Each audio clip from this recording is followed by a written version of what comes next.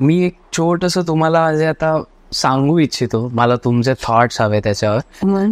आम्ही बरेच पॉडकास्ट केले तर, आणि मी बऱ्याच लोकांशी भेटलोय अशा रिलेटेड, ऑकल्ट रिलेटेड. तर सगळ्यांचं म्हणणं असतं की म्हणजे त्यांच्या बोलण्यातून असं कळतं की वेस्ट साईडचा त्यांच्या बोलण्यावर खूप प्रभाव आहे, म्हणजे फॉरेन म्हणूयात आपण. पण मी इथे आल्यावर, तुम्ही रेकी वगैरे तर करताच आहेत, पण मला त्याच्यासोबत साईबाबा दिसत आहेत, स्वामी दिसत आहेत, बाकी देव दिसत आहेत. तर मग तुमच्या याच्यावर काय ओपिनियन आहे की लोक म्हणतात की जे वेस्ट इन्फ्लुएन्स जास्त आहेत ते म्हणतात की नाही एकच एनर्जी आहे आणि देव वगैरे असं काही नसतो, पण तुमच्या इथे असं बघतोय मी की सगळे देव पण आहेत. आता एनर्जीज म्हणलं तर एनर्जीचा संचार देवाच्या आणि आपल्यामध्ये एक म्हणजे आता समजा कुणी क्लायंट माझ्याकडे आला तर I am a channel of universal energy. मी ब्रह्मांडाच्या ऊर्जेचं चॅनल आहे आणि म्हणून मी तुला ते देऊ शकले. तू डायरेक्ट घेतलंस का आजपर्यंत कधी? आजपर्यंत कधी तुला अशी एनर्जी फील झाली का डायरेक्ट युनिव्हर्सनी? नाही. So I am a channel. मी स्वतः चॅनल बनले की तुला तिथं कनेक्ट करायला. ओके. प्रत्येकाला चॅनल असतो कनेक्ट करायला आणि त्याला आपण गुरु म्हणतात. प्रत्येकाला गुरु असतो. करेक्ट. गुरु शिवाय या धरतीमध्ये कुणीही जन्म घेतले त्याला गुरु नाही. सगळ्यात महत्वाचा पहिला गुरु आपली आई असते, आपले वडील असतात. बरोबर. हेच आहेत आपले creator. Right. These two people are the creator of each and every person जे या पृथ्वी तलावर जन्म घेतलाय. मग ते कुत्र मांजर असू दे किंवा आपण माणसं असू दे, आई ही पहिली व्यक्ती असते जी आपली गुरु असते. बरोबर. तर मग तुम्ही सांगा ना, आपण बोलतो ना की आई वडिलात देव आहे, त्यांची सेवा करा. लोक सेवा करा म्हणजे काय, पाय बी दाबत. आई वडिलांचा हा महत्व हे आहे की आई हे रिलेशनशिप च कॅरेक्टर आहे आणि वडील हे मनी, पैसा, ग्रोथ. ओके.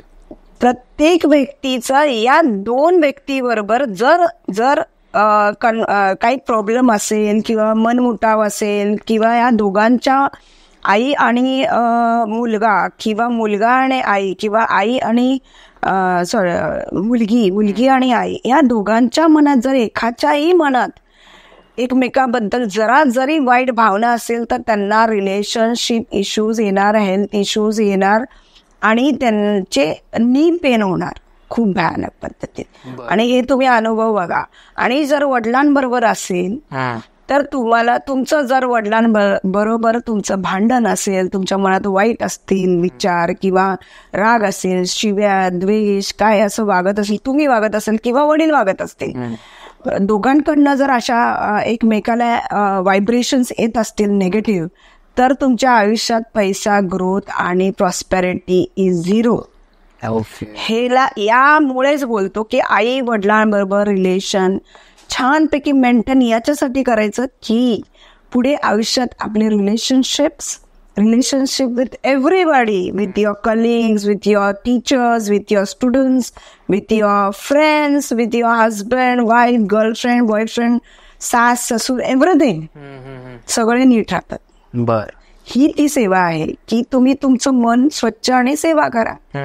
सेवा यांचं काय, आजकाल कोण असं ऐकत दाबत नाही रोज जाऊन. पण मी एक सांगते की कितीही मॉडर्न असलं, कितीही मॉडर्न काही असेल तर तुम्ही संस्कार तुमच्या मुलांना देऊ तसं आहे. किती तुम्ही रिच असाल, किती पैसेवाले असाल, किती काही असेल. पण या पॉडकास्टमध्ये मला हे पण बोलायचं की माझे मुलं रोज माझे पाय दाबल्याशिवाय झोपत नाहीत. ओके.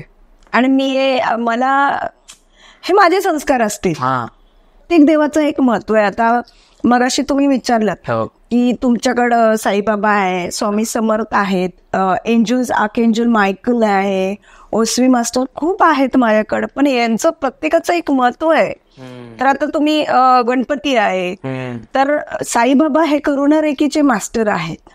ओके. आणि करुणा रेकी हे इंडियातली रेकी आहे. याची जवळजवळ 10 ते 11-12 सिम्बॉल्स आहेत. सगळ्यात मेन सिम्बॉल करुणा रेकीचा आहे ओम आणि स्वस्तिक. बर. अच्छा. The best symbol is Om and swastik. Okay. Okay. तर त्याच्यानंतर त्याच्या व्यतिरिक्त बरेच सिम्बॉल्स आहेत. शांती आहे, जोनार आहे, आलू आहे आणि बरेच असे ओम आणि क्रिया आहे आणि रामा आहे. वेगवेगळ्या सिम्बॉल्सला एक महत्व आहे. प्रत्येक सिम्बॉलचं एक महत्व आहे. ओके.